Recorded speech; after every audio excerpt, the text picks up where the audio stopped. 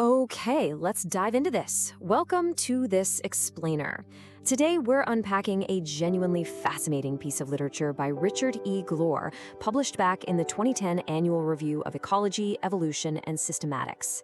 The paper is called Phylogenetic Insights on Adaptive Radiation, and it tackles one of the absolute biggest mysteries in the biological sciences. We're talking about how life on Earth became so incredibly, mind-blowingly varied. Seriously, how do we explain most of life's diversity? For decades, evolutionary biologists have looked around at the staggering variety of species on our planet, from microscopic beetles to massive whales, and asked, what mechanism is actually powerful enough to generate this incredible spectrum of life? Well, as we'll see today, the source material points us toward one incredibly powerful, absolute game changer of a phenomenon. Let's move to and see how this builds. Here is our agenda for today. First, what exactly is adaptive radiation? Second, the decades of persistent confusion surrounding it. Third, the phylogenetic tree revolution. And finally, 4 modern evolutionary insights.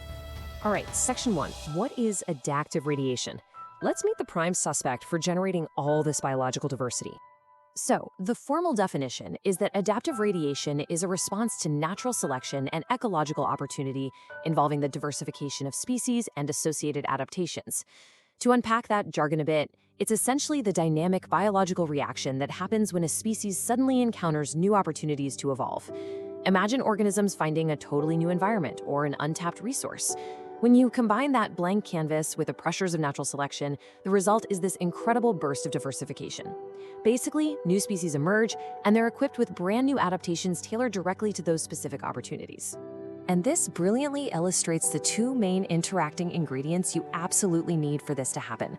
First up, you have natural selection. That's the pressure dictating which traits are advantageous for survival, right? Second, you need ecological opportunity.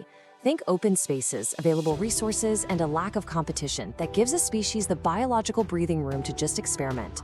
Glore's paper emphasizes that adaptive radiation isn't driven by just one of these alone. It's the synthesis of both.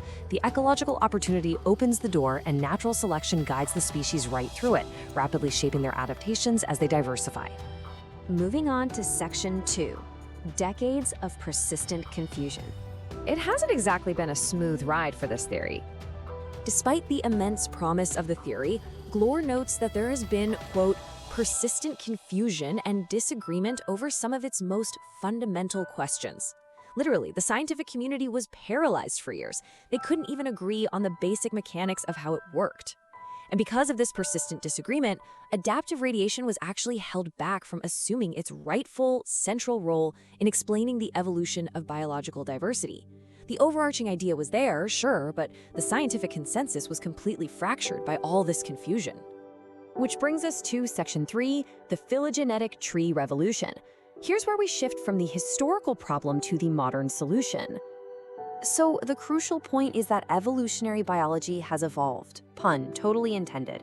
We've gone from grand speculation in the distant past through those recent decades of persistent confusion right up to today's era of highly integrative research. Glore explains that by combining phylogenetic trees, those diagrams mapping the evolutionary relationships and branching history of species, with a variety of other data, scientists are finally unlocking the stalemate. The phylogenetic tree acts as the critical key here. It synthesizes different perspectives to finally answer those fundamental questions that baffled researchers for decades. All right, section 4, 4 modern evolutionary insights. Let's look at exactly how modern phylogenetics is changing the game today. The very first core insight is that modern phylogenetic analyses finally allow us to define and diagnose adaptive radiation accurately. Think about it. Because of all that historical confusion we talked about, scientists previously struggled to even agree on when an adaptive radiation had actually taken place. Now, by leveraging the highly detailed data hidden within phylogenetic trees, researchers have the rigorous analytical tools they need to look at a group of species and definitively say, yes, this right here was a true adaptive radiation event. The second insight is all about identifying the factors underlying the occurrence and scope of these events. I mean, it's one thing to know that an adaptive radiation happened, but it's another thing entirely to understand exactly why. Modern analyses allow researchers to pinpoint the exact environmental and genetic factors that trigger these massive bursts of diversification. Plus, they can figure out the scope. Like, why do some adaptive radiations result in just a handful of new species, while others explode into hundreds of wild variations? By combining phylogenetics with other ecological data, we are finally getting the answers to the why and the how much. Now, what's really interesting about this slide is the third insight, which focuses on diagnosing predictable patterns of ecological diversification. Historically, evolution might have seemed like a purely random set of chaotic, unpredictable events. But through modern phylogenetic analysis, scientists are actually finding highly structured, repeating patterns in how species adapt to their ecology.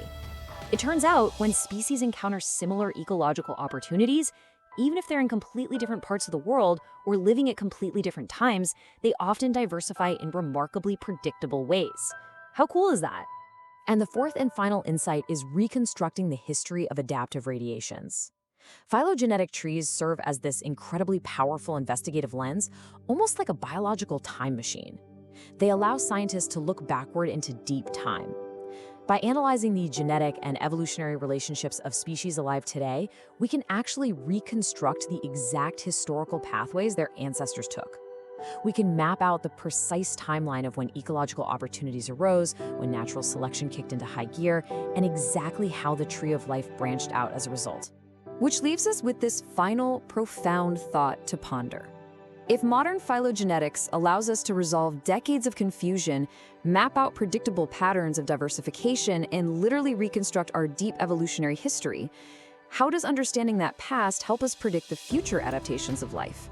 As our planet's ecology continues to change, creating brand new opportunities and pressures, the mechanisms of adaptive radiation are absolutely going to continue. Glor's insights show us that by finally understanding exactly where life's diversity came from, we are infinitely better equipped to understand where it's going next. Thank you so much for joining me for this explainer. I really hope this helps structure your understanding of this incredible evolutionary mechanism.